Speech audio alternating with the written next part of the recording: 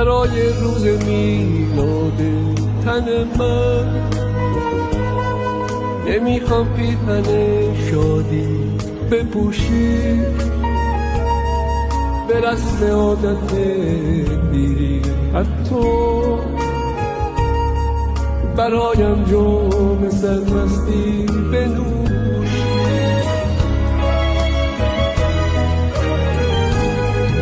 برای روز میلادم اگر تو